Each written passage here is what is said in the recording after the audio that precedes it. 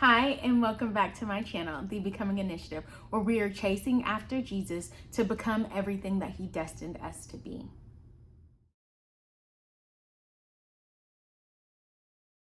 In today's video, I'm going to be talking about 6 things I'm doing to become the woman that God destined me to be in 2022. If you see me looking down, it's because I have everything written down. These aren't going to be in any particular order, but I'm just going to list them. So the first thing that I'm doing to really just become and evolve in this season is stepping out of my shell. I signed up for a small group at my church and I was asked to be the co-lead. But when my initial reaction was to say no, I felt deep down in my spirit that I was supposed to give a yes. And I stepped out of my shell and I've been co-leading a small group. Another way that I've been doing that is I've been switching up where I serve. So really, ever since I was about 10 years old, I've served in children's ministry. Well, now I'm putting myself out there again, and I've been asked to serve at the small groups table at our church. It's very uncomfortable for me because this is kind of like one of the first tables that you see when you walk through the church. I like being hidden in the background, not trying to be seen. And so, I have to take it as an honor that I was asked to serve at the small groups table and that they feel like I'm a great connector. And so I said yes, even though it was completely out of my shell. And I've been serving at our small groups table at my church. And that has really been pushing me out of my comfort zone. I am a firm believer is that you cannot grow where you are comfortable. You have to get out of your shell, out of your comfort zone. So I'm trying to do things scared and uncomfortable to become comfortable in my own skin. So 2 and 3 kind of go together. Another way that I've been growing and becoming in the season is that I've been speaking up and letting go of things that no longer serve me. So I made a video a couple of months ago about how do you really know if you're supposed to stay at your job or why God hasn't released you from your job. And that video was directly from a season that I was in at a job where I was very unhappy and I felt stuck that God wasn't releasing me. And He reminded me of a previous season. I will link that video up here for you to check it out if you feel like you're kind of in that space. But when I had the green light to go and God told me like, you can leave this job, I went and I found another job and I left that place because it was a dry place for me. It was no longer fruitful. And that was very hard for me because I had a lot of people at that job that I really did care about. And one thing that I can do, and I'm trying to work on that, is I will put other people before myself. So if I really like a person or people, I will stay in a place that's not really good for me for the people there. Now that I'm at my new job, it's not exactly perfect. And I know that sometimes when God calls us to a place, it's not going to exactly be perfect. But there are things that really made me feel uncomfortable. And instead of initially just like running and leaving, I did use my voice and I started speaking up a lot more. Now it got to the point where I ended up putting in a resignation. And I think that that really opened my boss's eyes. And she sat down with me and she was saying she didn't realize that it was coming to the point to where I was going to leave. And I've been there less than, 2 months. But that's something that I never would have done. I would have shut up and take it. And I would have never used my voice to start to advocate for myself. More than ever, I feel like God has not called me to be a slave. God has not called me to be silent and shut up and take it. And I'm not going to disrespect anyone because nobody's going to disrespect me. And I treat people the way I want to be treated. So I'm not going to disrespect them.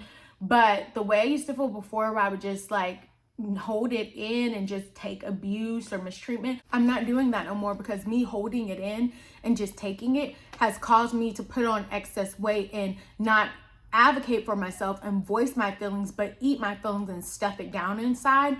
And I know that that is not healthy, and I'm trying to change my patterns and my coping mechanisms. The fourth thing that I'm doing in this season is that I'm allowing myself to be more free and not stick to schedules. I'm a very type A person. I went to school for event planning. It's just naturally who I am. When my sisters and I go on trips, I'm the one planning everything. They're the type to just be spontaneous and just show up. And I'm like, that's what we won't do. We're going to have an itinerary. Let's have a schedule. Let's get everything together. I'm the one booking the flights. And so I am the resident travel agent. And so it's just natural for me to plan things. And so even with my quiet time with God, it can become very like a routine, and that can dabble into like religion. It's just like, oh, I'm doing this religiously, and I don't want to do that. So I've been allowing myself to have days where I get up and I do read my Bible. I try to read my Bible every day. But if I wake up and I feel the Spirit is moving me in a different way to just rest in His presence and really just allow Him to embrace me and just be engulfed in His presence, I do that. If I need to just listen to worship music and just cry and feel my feelings and journal, I do that. I am trying to have I'm applying a more holistic approach to every aspect of my life, but especially my faith walk. I want to be whole mentally, emotionally, spiritually, and physically. And, holistically, I know that at times my body as a whole needs different things, even from God. And so I'm trying to be more intuitive with my holistic approach. The fifth thing that I am doing in this season more than ever is I'm allowing myself to be authentic. Like me being on this camera right now with no makeup on. Y'all know my other video. I'm low-key cringing, but I have a job where I wear makeup every day now, and I'm trying to work on my skin. So if I'm not at work, you will not catch me with a beat face. You will not catch me in makeup because I'm trying to allow my skin to breathe and heal. Even wearing a hoodie on camera, I would have died and been like, oh, I look so huge, and obsessing about the way that I look. And I'm working on that. I'm giving myself grace, but I want to be my authentic self, because there is freedom when you are just yourself. No one is you. You are uniquely made. You are a custom-made creation from God, and no one can do you like you. And a lot of times we don't feel fulfilled because we're trying to be somebody else, and there's already somebody else. That person is already them. The world needs you. The kingdom needs you. And so I am just really learning to embrace my personality more. Growing up, a part of my family is they really don't like being overweight and overweight people. And so I was really taught that like a lot of things in life are not available to overweight people, and that, I was so pretty, but you couldn't tell because I had so much weight on me. So I always felt like a second-class citizen, uncomfortable in my own skin, in my own body.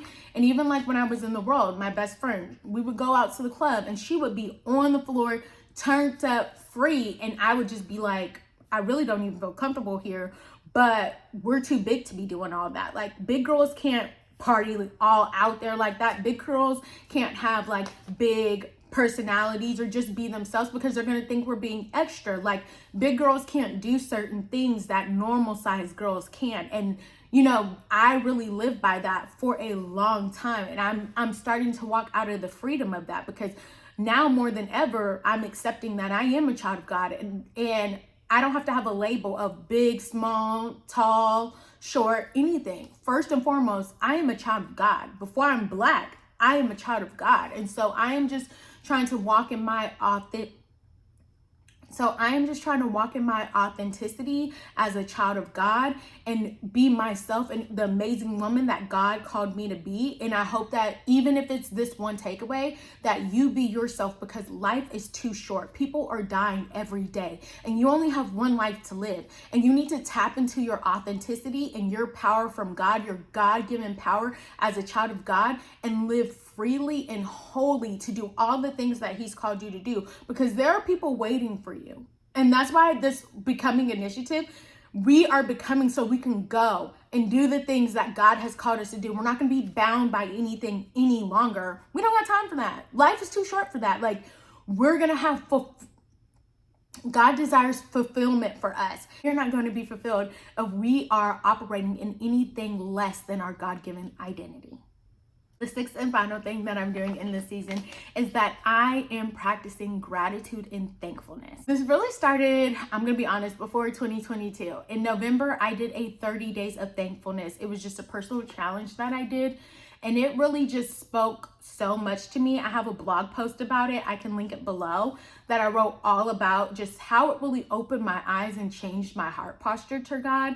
And ever since then, off and on, I've been doing it a lot more recently, is that I grab my little notebook and every morning I write one thing that I'm thankful for. I try to really be intentional to not write the same thing every day, and I challenge myself to look for new things that I am thankful for. Even whenever I may be feeling bad about my weight or my skin, you know what? That day that I'm feeling horrible about myself, I use that specific thing to be thankful for. Literally the other day, I wrote that I was thankful for my body, because how much I have abused and misused my body, God has allowed it to never shut me down. How much weight I have put on my body, I am fully able, and I don't want to take that for granted. And so I am thankful for the body that God gave me.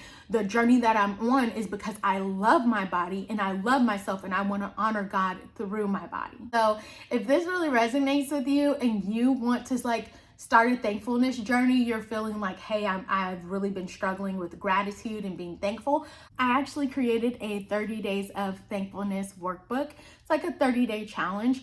I will link that below, so that way if you're feeling like, hey, that's really speaking to me, this is something that I want to do, you can click below to get that guide, and I pray that it really blesses you. If anything spoke to you in this video, please leave a comment below and let me know what really stuck out to you. Also, let me know what you were doing to become, evolve, and grow in 2022, and how I can be praying for you on your journey.